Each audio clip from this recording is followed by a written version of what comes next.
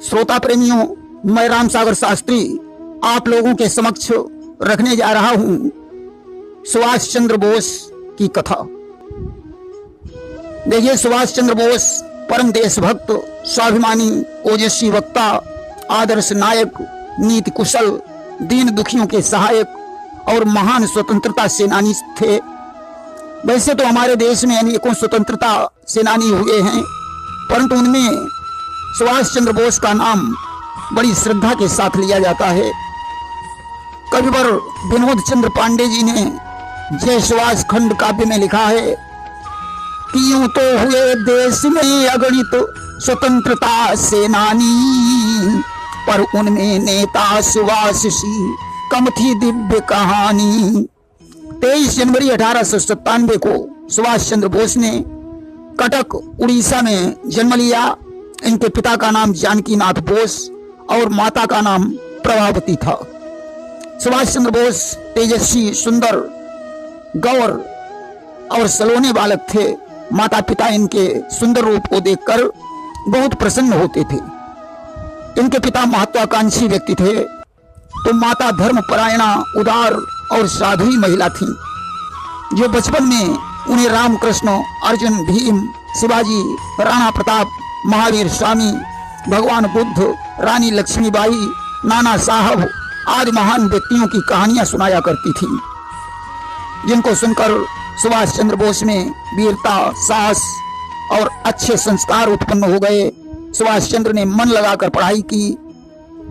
उन्होंने मैट्रिक परीक्षा प्रथम श्रेणी में उत्तीर्ण की। पिताजी बड़े प्रसन्न हुए। वे इन्हें उच्च शिक्षा दिलाना चाहते थे। दीन दुखियों की सेवा करने में सुभाष चंद्र बोस को बड़ा आनंद आता था कि दुखी जनों का कष्ट कभी वह नहीं देख सकते थे, दोस्तों की सेवा करने में वह न कभी थकते थे। एक बार जाजपुर में भयानक रोग फैला तो उन्होंने दिन रात रोगियों की सेवा की। सुरेश बनर्जी के संपर्क में आने के बाद उन्होंने मातृभूमि की सेवा का व्रत लिया और आजीवन विवाह न करने की प्रतिज्ञा की। स्वामी विवेकानंद के आख्यान को सुनकर वे सत्य की खोज में निकल पड़े, परंतु संतुष्टि नहीं प्राप्त हुई और पुनः आकर पढ़ाई लिखाई में लग गए। प्रेसिडेंसी कॉलेज में ओटन नाम का अंग्रेज प्रोफेसर था, जो भारतीयों की निंदा करता था।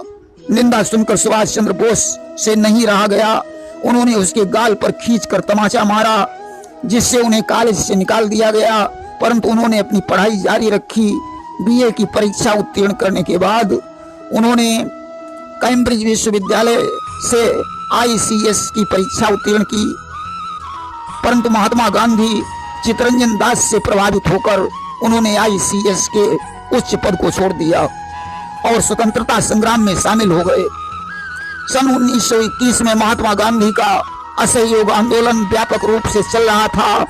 उसी समय दीनबंधु चित्तरंजन दास ने उन्हें नेशनल कॉलेज का प्राचार्य नियुक्त किया। सुभाष चंद्र बोस ने छात्रों में देश प्रेम और स्वतंत्रता की भावना जागृत कर दी और राष्ट्रभक्त स्वयं सेवकों की सेना तैयार की। ब्रिटिश सरकार ने भयभीत होकर देशबंधु के साथ उन्हें बंदी बना लिया। जेल से छूटने के बाद उनकी देश प्रेम की भावना और प्रबल हो गई। उसी समय बंगाल में भयानक बाढ़ आई। सुभाष चंद्र फिर से जनता की सेवा में लग गए। इसके बाद उन्होंने मोतीलाल नेहरू की स्वराज पार्टी में प्रवेश किया। कलकत्ता की महापालिका का खूब विकास किया। चुनाव के बाद देशबंधु को नगर प्रमुख और सुभाष को अधिशासी अधिकारी नियुक्त किया गया। उन्होंने दीन दुखियों की सहायता करके ख्याति प्राप्त की। ब्रिटिश सरकार ने अकारण उन्हें अलीपुर की जेल में डाल दिया। उनका स्वास्थ्य बिगड़ गया। जनता की मांग पर उनकी रिहाई हो गई। 1928 में कलकत्ता में कांग्रेस का 46वां अधिवेशन हुआ। पंडित मोतीलाल को इसका अध्यक्ष बनाया गया। इस अधिवेशन में लाखों नर नारी एकत्रित हुए, जहां मोतीलाल नेहरू सुभाष चंद्र से प्रभावित हुए। उन्हें कलकत्ता का मेयर चुना गया, जहां एक जुलूस निकालने के कारण सुभाष चंद्र बोस को पुलिस ने लाठियों से पीटा और उन्हें जेल भिजवा दिया। 9 महीने के बाद अलीपुर जेल से उनकी रिहाई हो गई, परंतु सुभाष चंद्र अपने कर्तव्य पथ से विचलित नहीं हुए। उन्होंने देश के नवयुवकों में स्वतंत्रता की भावना उत्पन्न कर दी। सरकार ने उन्हें फिर जेल में डाल दिया। व्याकुल जनता ने जेल से आजाद करने की मांग की और इनकी फिर से रिहाई हो गई। सुभाष चंद्र स्वास्थ्य के सुधार हेतु यूरोप चले गए। इसी दौरान इनके पिता की मृत्यु हो गई। वियना में सुभाष चंद्र ने इंडियन स्ट्रगल नाम की पुस्तक की रचना की। इस पुस्तक पर ब्रिटिश सरकार ने भारत के लिए प्रतिबंध लगा दिया। 1936 में वे भारत लौटे, परंतु आते ही सरकार ने उन्हें जेल में भिजवा दिया, जहां बीमार होने के कारण इन्हें रिहा कर दिया गया। अब ताप्ती नदी के किनारे विठल नगर में कांग्रेस का 91वां अधिवेशन हुआ, जिसमें सुभाष चंद्र 91 बैलों के रथ पर सवार होकर पधारे और इस अधिवेशन के अध्यक्ष चुने गए। उनके ओजस्वी भाषण से लोगों में जोश और उत्साह पैदा हो गया। उन्होंने सभी धर्मों के लोगों को मिलकर रहने और गांधी जी का सहयोग करने का अनुरोध किया। नवयुवकों से स्वतंत्रता संग्राम में भाग लेने का आह्वान किया। इस अधिवेशन में उन्होंने सीतारमैया को हराया था। गांधी जी ने उनकी हार को अपनी हार बताया। कांग्रेस के विघटन के कारण सुभाष ने इस पद से इस्तीफा दे दिया और फॉरवर्ड ब्लॉक नाम का एक दल बनाया। उनकी सभा में बच्चे, बूढ़े, नर और नारी शामिल होने लगे। सुभाष चंद्र सबके प्रिय नेता बन गए। इसके बाद कलकत्ता में बने हुए एक अंग्रेजी स्मारक को हटाने के लिए उन्होंने आंदोलन किया।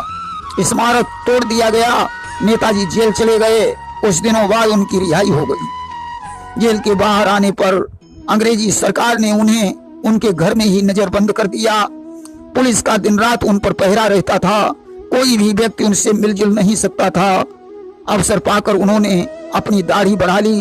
15 जनवरी 1941 को आधी रात के समय उन्होंने मौलवी का वेश बनाया और पुलिस की आंखों में धूल झोंक कर बाहर निकल गए। फ्रंटियर मेल से वे कलकत्ता, पेशावर और काबुल गए। काबुल में अपने मित्र उत्तम चंद के यहाँ ठहर गए। देखिए, आपत्ति काल में 4 चीजों की पहचान होती है कि धीरज, धर्म, मित्र, अरु नारी, आपत्ति काल परखिए चारी। धीरज, धर्म, मित्र और नारी की पहचान आपत्ति काल में होती है। उत्तम चंद सच्चा मित्र था। उसने उन्हें देश से बाहर भेजने में सहायता की। जैसे तैसे वे जर्मन पहुंचे। वहां से बर्लिन में पहुंचकर इन्होंने आजाद हिंद का गठन किया। आजाद हिंद फौज तैयार की। विदेशों में बसे भारतीयों ने उन्हें सहयोग दिया। वे पनडुब्बी द्वारा टोक्यो पहुंचे। जापानियों ने इन्हें पूरा सहयोग दिया। जापान से सिंगापुर में रास बिहारी बोस ने उनका स्वागत किया। इस सेना में नेहरू, गांधी जी, आजाद, बोस नाम के 4 ब्रिगेड थे। सुभाष की सेना अस्त्र शस्त्रों से सुसज्जित होकर शत्रु पर आक्रमण करने को तैयार थी। सुभाष चंद्र ने आजाद हिंद के वीरों को दिल्ली चलो, जय हिंद के नारे दिए। तुम मुझे खून दो, मैं तुम्हें आजादी दूंगा, कहकर युवकों का आह्वान किया। दिल्ली के लाल किले पर तिरंगा फहराना ही इस सेना का लक्ष्य था।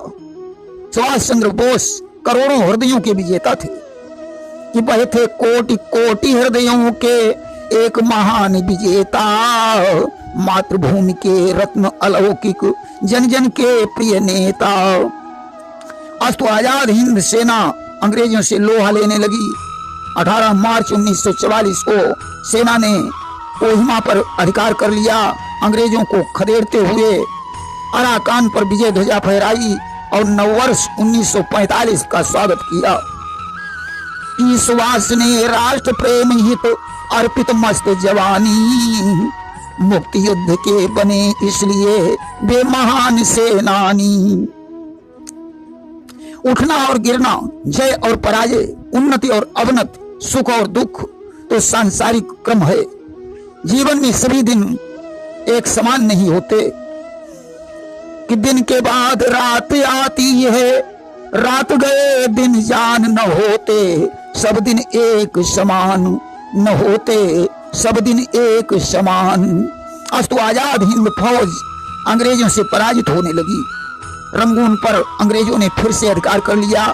इसी बीच अमेरिका ने अगस्त 1945 में जापान के हिरोशिमा और नागासाकी नगरों पर परमाणु बम गिरा दिए। इस नरसंहार से जापान ने अमेरिका के सामने आत्मसमर्पण कर दिया। आजाद हिंद के सैनिक व्याकुल हो गए। सुभाष ने आजाद हिंद सेना से अनुकूल समय की प्रतीक्षा करने को कहा और वहां से विदा हो गए। वहां से वे जहाज द्वारा जापान के प्रधानमंत्री हिरोहितो से मिलने जा रहे थे, परंतु होनी को कौन जान सकता है कि होनहार हो कर रहे विधि गति कही न जाए, जो कछ लिखा लिलार में ओते ही सके मिटाई। 18 अगस्त 1945 में ताई हॉक में इनके विमान में आग लग गई। जापानी रेडियो ने सबसे पहले यह समाचार दिया कि नेताजी अब इस दुनिया में नहीं रहे। भारतवासियों ने इस खबर को झूठ माना।